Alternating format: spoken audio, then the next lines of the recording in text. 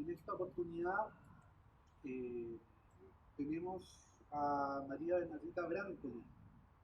Muchas gracias por aceptar la invitación.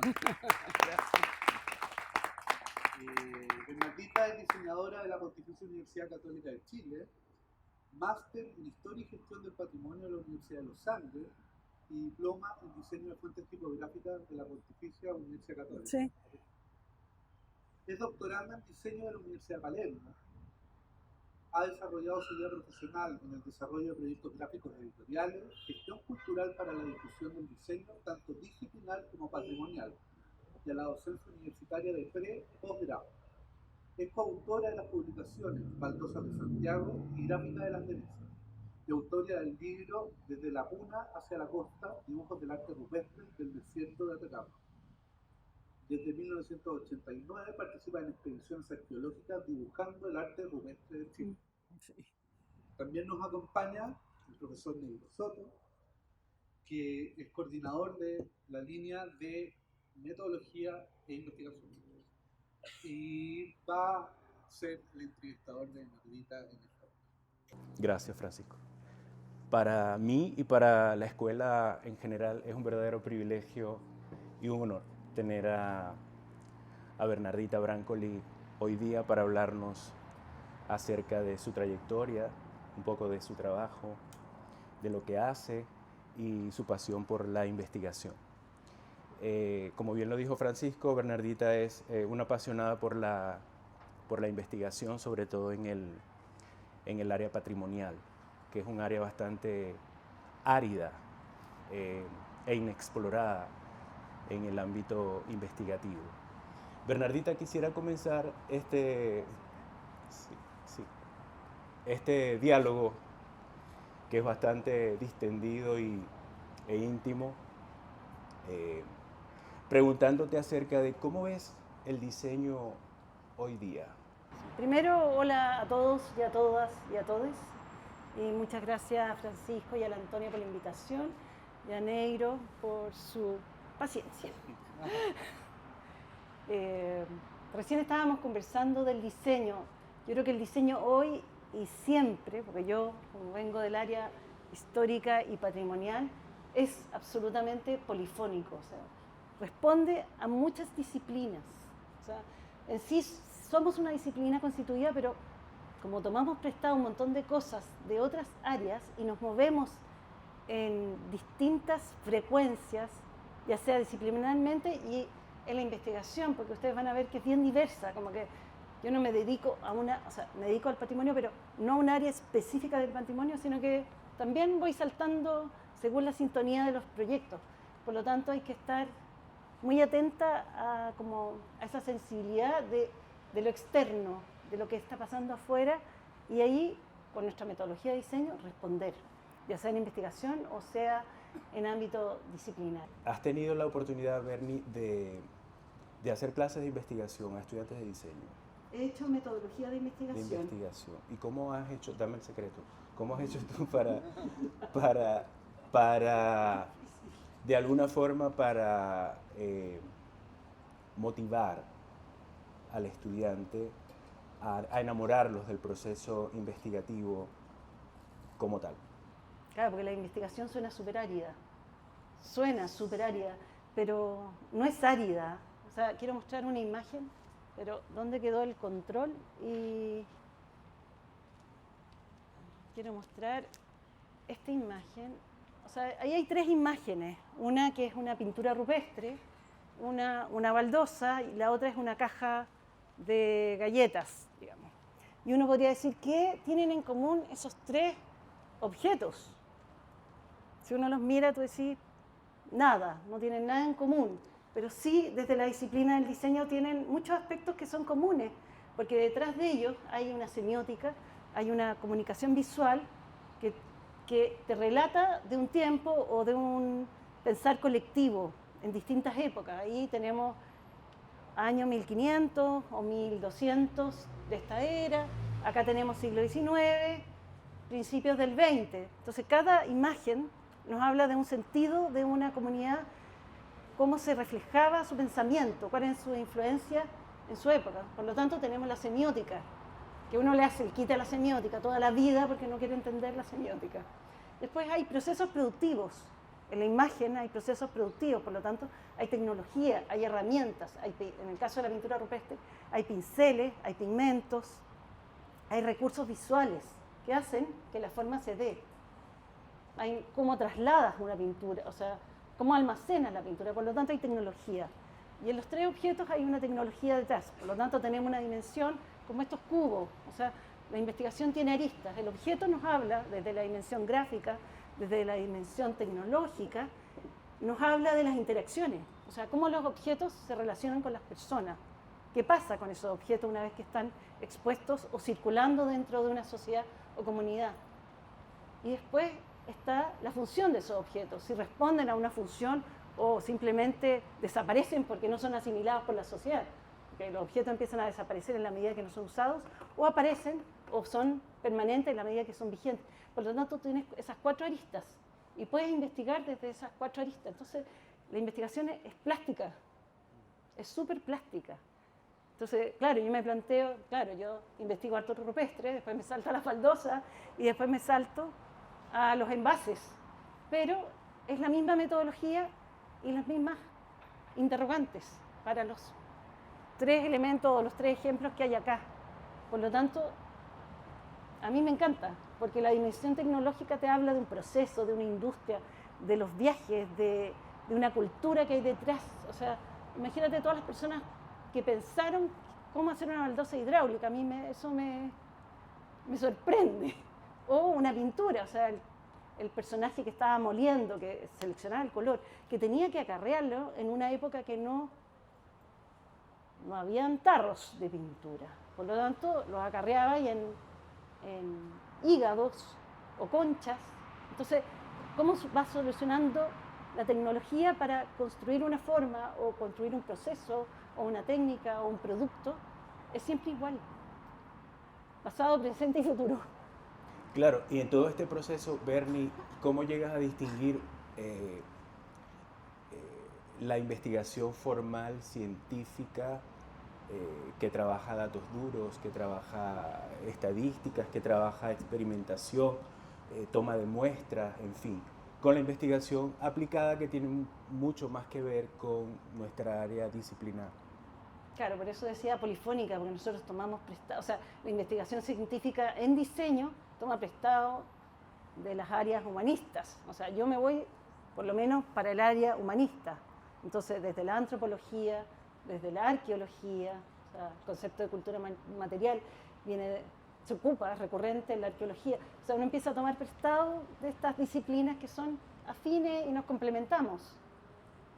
Ahora, si yo trabajara materiales duros, que no es mi área porque no soy científica dura, ahí tienes que trabajar con resultados cuantitativos y manejar.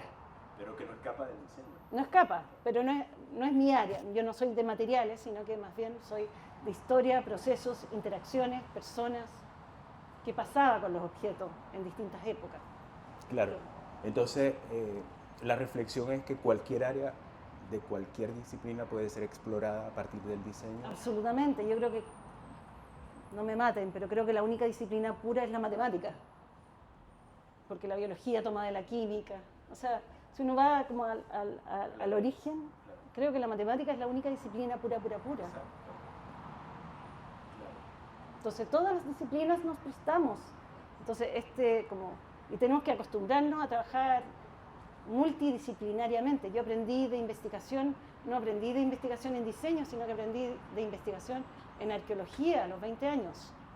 Yo era diseñadora y tuve que ir, gracias a una amiga que está aquí, que nadie más levantó la mano, porque para hacer investigación hay que ser muy curiosa, y preguntaron si alguien quería ir a una expedición arqueológica. Yo levanté la mano y fui, y hasta ahora sigo, pero aprendí de la arqueología, o sea, aprendí de permanencia, de fichas, de datos, de cuantificación, usar Excel en una época, o bases de datos, que en general uno no ocupa en diseño.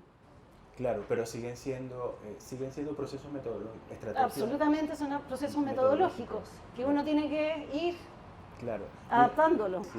es que el proceso investigativo no es para nada un proceso flojo, No. es un proceso muy activo de razonamiento, de análisis, reflexión.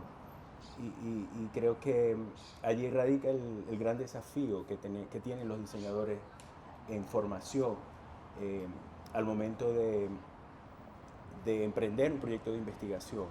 Además que, bueno, en el área que yo trabajo, que es patrimonio, hay poca historia. O sea, uno tiene que construir el dato y empezar a amarrarlo con otros datos, pero el dato no está. O sea, no está, si uno busca la historia, no hay historia de cómo se hacen las baldosas, no hay historia de cómo se hace una pintura rupestre, si bien hay cosas como consensuadas, pero no hay historia, entonces tú tienes que construir tu historia.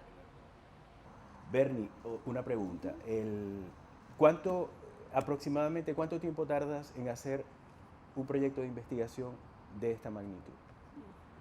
Es que ese es un proyecto que le tengo mucho cariño porque es de muchos años, que todavía no termina porque mi tesis doctoral la estoy haciendo en arte rupestre, es un matrimonio el más largo que he tenido, digamos, es mi pareja amorosa, teórica, el arte rupestre o la pintura rupestre, pero aproximadamente como 4 años, porque en el fondo, desde que nace la idea y de que uno empieza a investigar, sondear, decir, hay investigaciones hechas, no hay, cuál es la novedad, empezar a levantar un marco teórico respecto al proyecto.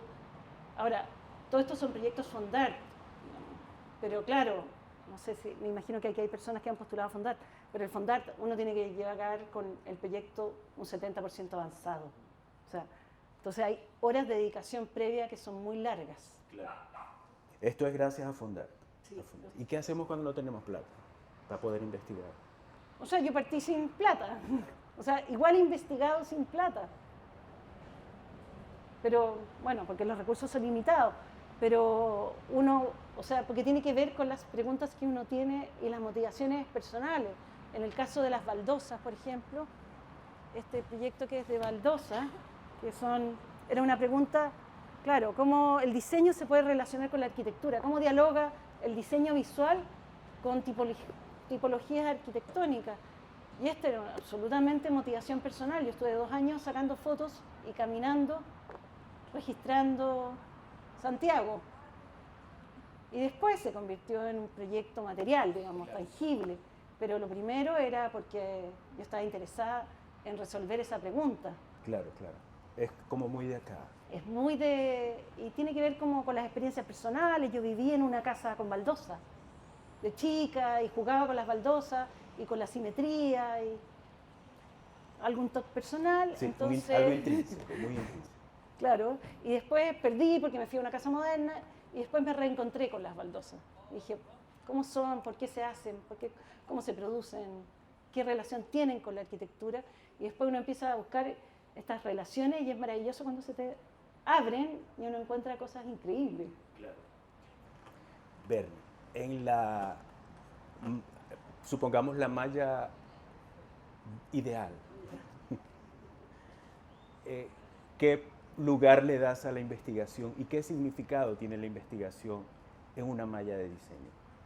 Yo creo que es súper importante. O sea, creo que si no nos formamos con un juicio crítico, nos va a costar defendernos hasta de los clientes. O sea, no vamos a estar para tomar el pedido. O sea, el juicio crítico que te entrega la investigación, la solidez teórica, de estar convencido de que lo que estás haciendo tiene un fundamento, es la base para desenvolverte en una sociedad en la que vivimos.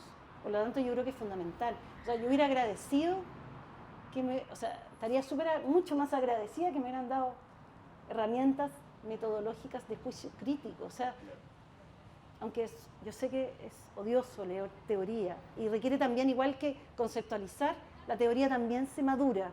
O sea, también es un proceso de madurez a lo largo de la formación. O sea, no se puede exigir juicio crítico o conceptualizar finamente, sino que es algo que uno va entrenando con el tiempo y cuando uno es consciente de ese juicio crítico, uno lo agradece. Sí, totalmente. Entonces, creo que es muy valiosa. O sea, el juicio crítico, el saber buscar dónde buscar, también es una herramienta muy válida, porque si no, uno se pierde, sobre todo ahora que tenemos internet, o sea, para hacer una investigación uno casi no se mueve, pero yo me muevo igual porque me gusta el terreno, y me gusta la gente. Exceso de información, Sí, pero y uno se marea. Entonces, ¿qué vamos a hacer con ella?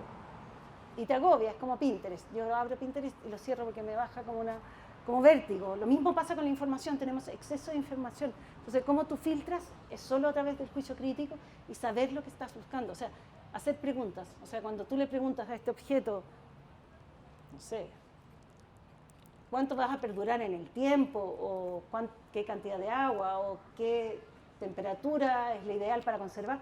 El objeto te va a hablar y tú vas a buscar esa información. Pero si no tenemos preguntas para buscar la información es súper difícil. Entonces, hacer ese ejercicio de preguntar, o sea, juicio crítico, pregunta, respuesta, investiga y no tener miedo. Y ser visuales. También existe el mapa, este mapa mental que uno tiene, gráfico o visual. La visualidad te ayuda mucho a ordenar las investigaciones, aunque uno no lo crea. Sí. O sea, porque viene desde el diseño, que tiene que ver con esta parte creativa que es como mágica. Claro, sí. Porque los teóricos no hacen gráficos, o sea, hacen gráficos, pero no hacen esquemas, o sea, la esquematización de hacer estas relaciones y unir un punto con otro, el mapa mental que uno dice que te da lata hacerlo a mano, hay que hacerlo porque te ordena. Mira que es súper interesante lo que ha pasado en estas conversaciones que hemos tenido, porque se han encontrado muchos elementos en común y la investigación ha sido una de ellas. Incluso David del Valle habló mucho del proceso de investigación que él hacía, sí, ¿te acuerdas? Bueno, él tiene un vínculo, o sea, igual se hace, o sea, hay diseño nuevo que tiene citas con diseños prehispánicos, lo que hizo David con este balón de gas, o sea, uno tiene citas. Y eso hay que entenderlo, o sea, cuando uno empieza a entender que lo de uno no es nuevo, y no es innovador, sino que es una recita de otra cita, uno se empieza a ubicar dentro de una línea de tiempo, y uno empieza a comprender que uno es un personaje que está situado en un lugar, pero antes hubieron otros y van a haber otros después. Pero comprender que todo es una cita. Pero en el caso de la pintura rupestre no hay interlocutor porque también la comunidad no tiene relación con el arte rupestre. Entonces, ¿cómo te enfrentas tú a eso? Ahí viene, o sea, primero yo me morí de emoción, o sea, porque es como tú decís, wow, y esto nadie lo conoce, nadie lo quiere, nadie lo respeta, digamos la parte emocional. Pero después tú decís, ya, ¿qué busco? La recurrencia, o sea, ¿cómo puedo analizarlo desde la recurrencia? Desde cómo puedo dimensionar, ya, son pinturas que miden 1,93 m por 3 metros, las monumentales, y están a 3.500 metros de altura, entonces pero no hay minas de pigmento, o sea, tienes que empezar a construir una historia que no existe, que es la historia que te vas a construir tú, yo, o se construye un arqueólogo, o sea, ahí, pero tienes que ir hilando los datos. O sea, recursos materiales, ¿dónde están los recursos materiales? ¿Cuáles eran las herramientas? Yo me fabricaba herramientas, iba a terreno o sea, la inocente, fui primero a terreno con acuarela, no, súper inocente, imposible, porque ahí solo tienes 3 semanas para dibujar una brutalidad de pintura, y con acuarela no, imposible, pero sí me llevaba cada vez a fabricar herramientas en terreno con los recursos que había, y empezaba a pintar en las piedras, hacía el ejercicio para ver cómo el artista prehispánico se había enfrentado a esa solución. O sea, porque las formas son recurrentes, las temáticas son recurrentes, entonces tú dices, hay signos que se van moviendo en el tiempo, hay signos que están relacionados, hay pinturas que tú decís, o sea, doy pie firmado, yo no soy artista visual, pero con la observación uno puede aprender, tú decís, lo hizo el mismo que este. O sea, o sea, como que tú decís, wow. Ahora, los arqueólogos, por supuesto, me decían, ¿cómo lo sabes? No lo sé. Bueno, sí, mírale el remate, mira el gesto, mira la pulsación. O sea, cuando uno empieza a observar, tú te empiezas a dar cuenta que llegas a descubrir que hasta si el tipo era zurdo o diestro, o sea, como que empiezas a releer. se te empieza a develar. Pero uno, a través de la convergencia, digamos, o la divergencia con otras pinturas, uno empieza a establecer relaciones. El lenguaje de poder, semiótica, o sea, uno empieza a ver que las primeras pinturas tempranas son solo animales, y después empieza a aparecer el hombre, y empieza a aparecer el hombre, este hombre cada vez más emperifollado, con más atuendo y más grande. O sea, como que, entonces hay un cambio de visión de mundo, desde que la naturaleza me provee a que el hombre empieza a conquistar el mundo, que es el imperio inca. Y empiezan a llegar estos personajes que son cada vez más tiesos, porque en las primeras hay un naturalismo como implícito, como es muy curioso porque igual pasa un poco lo que pasa en la pintura occidental. Y después se empieza a deformar y abstraer hasta que uno no lo puede codificar. Pero es interesante y uno ocupa las herramientas de manejo formal, o sea, inherentemente uno recurre a la grilla para ubicar los elementos de la composición, los ritmos, igual uno empieza a hacer decodificación occidental, porque es desde donde yo estoy mirando, no puedo mirar de otra forma porque soy criada y formada, heredera de una Bauhaus mal formada, no sé. No puedo mirar de otra forma. Gracias. Si bien existe cierto ir a este lugar, la fotografía es distinta a poder registrarlo a través del dibujo. Entonces, ¿por qué escoger esa técnica, que es la técnica de 35.000 años, ¿cierto? Para poder reproducir, entendiendo que también en ese traspaso hay una abstracción, una interpretación, algo que pasa por ti y se convierte, quieranlo o no, en una nueva obra, no solamente descriptivo, sino que también se convierte en un objeto en específico que en 100 años más quizás se va a estudiar tal como se está estudiando lo que tú estás investigando. No, absolutamente. No es o sea, el dibujo no es objetivo. Imposible que sea objetivo porque pasa, o sea, hay una obra ahí, pasa por mí y obviamente hay una transcripción y una segunda transcripción. No es objetivo, pero me sirve a mí para poder observar. O sea, porque a través del dibujo uno va haciendo un pensamiento visual y vas recorriendo la obra. O sea, te obliga a recorrer la obra o lo que sea, porque las baldosas también se dibujaron, las etiquetas o sea, todo tiene la misma metodología, las etiquetas de galletas también están redibujadas, porque al redibujar, o sea, claro, uno podría hacer un análisis estético, perfecto, pero al redibujar empiezas a pensar, empiezas a empatizar con el pensamiento del otro, y hay como que, y esa permanencia frente a la obra te permite, que no es un castigo, sino que es un privilegio de poder entenderla, empezar a decodificar. O sea, hay obras, o sea, hay pinturas que tú decías, hay 100 zigzag, y tú decís, no quiero dibujar un zigzag más porque odio los zigzag, pero ya, y es un mantra que te conecta con el otro. Y aprendes a matemática porque tiene 25 crestas el zigzag y el otro tiene 45 y las vas contando mientras dibujas, entonces se produce el análisis en el mismo dibujo.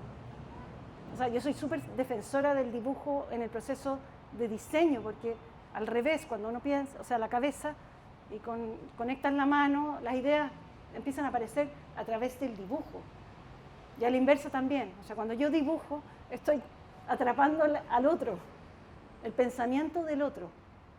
Y empiezo a entender los ritmos, empiezo a entender sus decisiones de color, inclusive en la época industrial, o sea, esto es principio del siglo XX, tú empiezas las decisiones de diseño son súper distintas a mi pensamiento de ahora, o sea, como que uno empieza a abandonarse de uno y empieza a asimilar siendo el brazo del otro.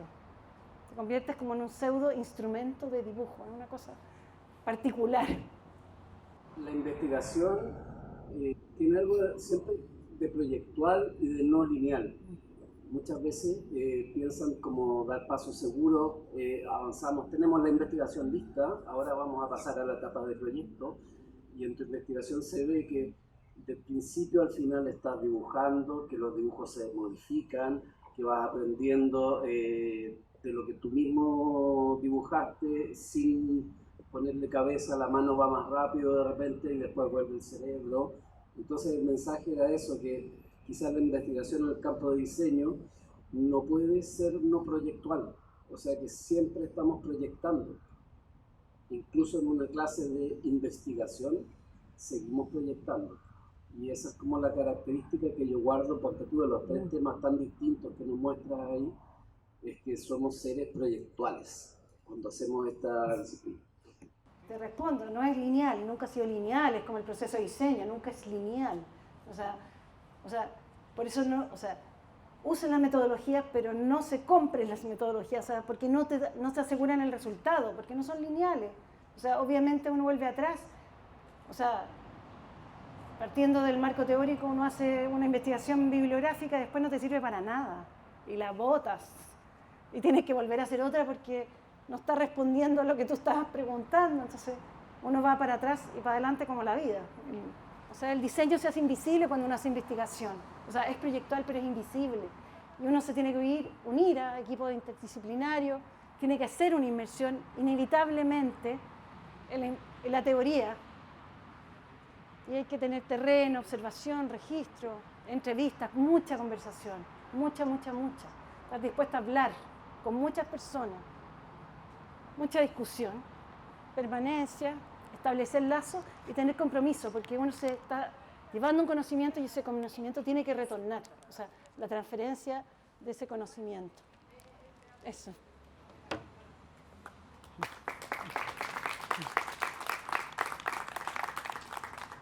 Gracias a ti, Bernardita, ha sido extenso, Sí. bastante mal, lo veo muy apasionada. Sí. También al público y a las preguntas.